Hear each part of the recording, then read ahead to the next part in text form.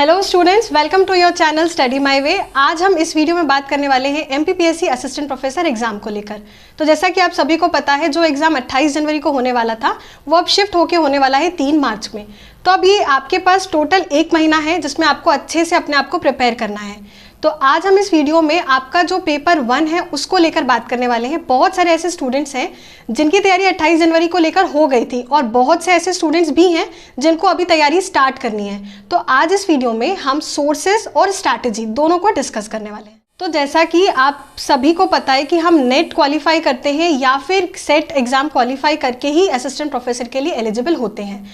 तो जो आपके सब्जेक्ट के एग्ज़ाम होते हैं, चाहे हिस्ट्री हो गया, पॉलिटिकल साइंस हो गया, सोशियोलॉजी हो गया, इंग्लिश हो गया, तो ये सारे सब्जेक्ट्स अगर आपने एमए में कंप्लीट किया है पूरा, ठीक है, बीए में आपने पढ़ा, एमए में पढ़ा, उसके बाद आपने उस सब्जेक्ट को क्वालिफाई किया यूजीसी के थ्रू, तो आपका वो सब्जेक्ट तैयार है। बात आ रही है कि अगर हम असिस्टेंट प्रोफेसर किसी स्टेट का देते हैं तो उसमें जीके जो इंक्लूड होता है उस स्टेट को लेकर, उसे पढ़ना बहुत महत्वपूर्ण है, क्योंकि उसमें से वो जो क्वेश्चंस आने वाले हैं, अब वो 50 क्वेश्चंस आने वाले हैं जैसा कि आप सभी को पता है। तो 50 क्वेश्चंस के अंदर अगर आपने सिलेबस नहीं देखा है तो आप साइड में सिलेबस देख पा रहे होंगे।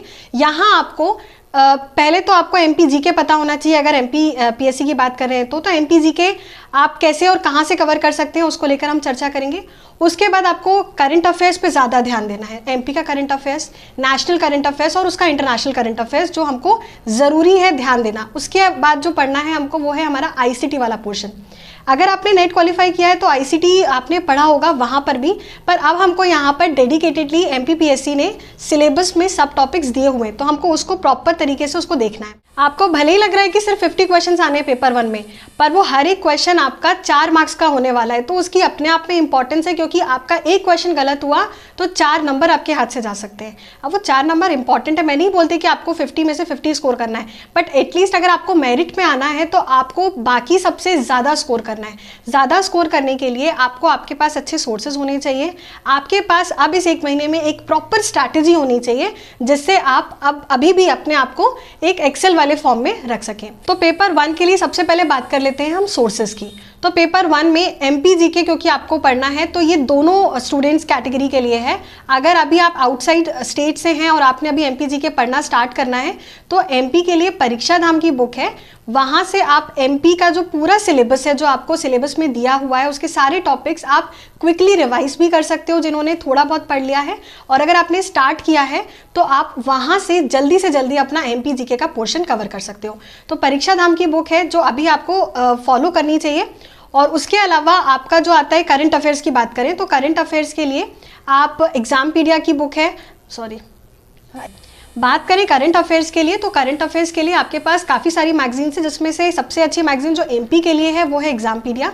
एग्जामपीडिया की मैगजीन के अलावा आप तथ्यबान को भी फॉलो कर सकते हैं, ठीक है। ये सारी जो आपको मैगजीन है यहाँ पर शो हो रही होंगी, और ये सब मैगजीन आपको कैसे मिल सकती हैं उसके लिए अभी आपको स्क्रीन पे नंबर भी शो हो रहा होगा, वहाँ पर जाके आप इनकी डिटेल्स भी ले सकते हैं। रही बात नेशनल और इंटरनेशनल करंट अफेयर्स के लिए, तो उसके लिए आपके पास स्पीडी है और अभी उत्कर्ष क्लासेस की तरफ से भी करंट अफेयर्स की मैगजीन निकाली हुई है, तो आप उसे भी फॉलो कर सकते हैं, ठीक है। अब बात कर लेते हैं आईसीटी वाला पोर्शन।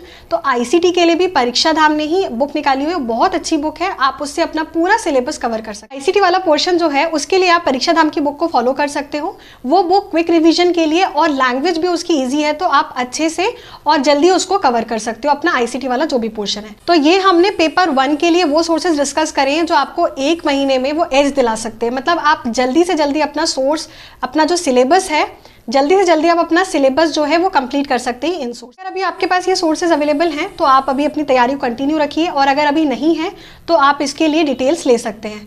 अभी वीडियो कंप्लीट नहीं हुआ है क्योंकि अभी हमें स्ट्रैटेजी भी डिस्कस करना है, और वीडियो के एंड में मैं आपको एक और बुक बताऊंगी जो आपको फाइनली एमपीपीएससी असिस्टेंट प्रोफेसर के लिए जो पेपर 1 है उसकी एमसीक्यू प्रैक्टिस के लिए बहुत ज़रूरी है। ये बुक मेरे सामने है, इसके बारे में हम डिस्कस करेंगे, पर उससे पहले बात कर लेते हैं स्ट्रैटेजी को लेकर।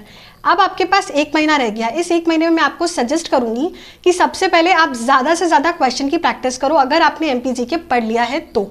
अब बात कर लेते हैं अगर नहीं पढ़ा है तो कुछ एक टॉपिक्स हैं जो मैं आपके साथ बताऊंगी। जैसे सबसे पहले तो आपको एमपी पॉलिटी नहीं छोड़ना है। एमपी की पॉलिटी बहुत ज़रूरी है, क्योंकि आपको पता होना चाहिए कि अभी संवैधानिक व्यवस्था क्या चल रही है। उसके अलावा आपको एमपी का ज्योग्राफी नहीं छोड़ना है, क्योंकि अगर हमें एमपी का पूरा भौगोलिक क्षेत्र पता होता है तो अगर हमारे पास कोई वैसा क्वेश्चन आता है तो हम अपने दिमाग से भी उस क्वेश्चन को अटेम्प्ट कर सकते हैं।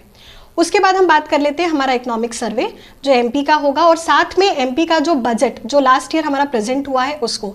ये कुछ 4 टॉपिक ऐसे हैं जिससे क्वेश्चन बनेंगे ही बनेंगे। बात करते हैं एमपी हिस्ट्री की, और एमपी हिस्ट्री के अंदर आप सबसे ज़्यादा फोकस कर सकते हैं मॉडर्न हिस्ट्री जो है एमपी की उसमें, और उसमें भी आप फोकस करिएगा कि स्वतंत्रता आंदोलन में एमपी का योगदान प्लस एमपी की जो ट्राइबल कम्युनिटीज़ है उनका क्या योगदान रहा है, क्योंकि वहाँ से क्वेश्चन बन सकते हैं। एमपी ही एक ऐसा स्टेट है इंडिया के अंदर जहाँ पे सबसे ज़्यादा ट्राइबल कम्युनिटीज़ आपको मिलती है, और साथ में आपको एमपी का आर्ट एंड कल्चर जो है उसको भी ध्यान रखना है। तो ये सारे कुछ ऐसे टॉपिक्स हैं जिसमें से आप एमपी को लार्जली कवर कर लोगे, है ना, बहुत ज़्यादा पढ़कर नहीं, पर आप कुछ ऐसे टॉपिक्स जो आपको लगता है कि नहीं एमपी में आपको वो क्वेश्चन आएंगे ही आएंगे, तो उसमें से आप ये कवर कर सकते हो। ठीक है, तो ये आपका फोकस होना चाहिए ये टॉपिक्स। उसके बाद अगर आपके पास टाइम है तो फिर आप पूरा सिलेबस आप एक बार और कवर कर सकते हो रिवीजन के फॉर्म में। और अब जो टाइम है आपके पास, इसमें आपको थोड़ा ज़्यादा टाइम देना पड़ेगा पढ़ाई को। जहां आप 4 घंटे दे रहे हो, 8 घंटे दे रहे हो, तो वहां पर 2-3 घंटे एक्स्ट्रा दो, क्योंकि आपको एमसीक्यू प्रैक्टिस भी करनी है। जो भी टॉपिक्स मैंने अभी आपसे डिस्कस किए हैं, इन सभी टॉपिक्स को पढ़ने के बाद आपको कंपलसरी एमसीक्यू की प्रैक्टिस करनी है। वो एमसीक्यू की प्रैक्टिस के लिए आप चाहो तो परीक्षा धाम की एमसीक्यू की बुक है उसे भी फॉलो कर सकते हो, या फिर जो मैं बुक अभी आपको बताऊंगी इसे भी फॉलो कर सकते हो। पर ये जो है ये पूरी कंपाइल्ड बुक है, मतलब इसमें आपको आईसीटी भी मिलेगा, करंट अफेयर्स के भी क्वेश्चंस मिलेंगे, और असिस्टेंट प्रोफेसर से रिलेटेड अगर कुछ क्वेश्चन है जो संभावित हो सकते हैं वो भी मिलेंगे। तो इसके अलावा पर आपको पर्टिकुलरली एमपी के जीके की क्वेश्चंस प्रैक्टिस करने हैं, तो उसके लिए आप परीक्षा धाम की जो एमसीक्यू की बुक है उसे फॉलो कर सकते हो। ठीक है, आईसीटी के लिए मैंने आपको सोर्स तो बताया ही है, वो जल्दी कवर हो जाएगा, उसके लिए भी प्रॉब्लम नहीं करनी है।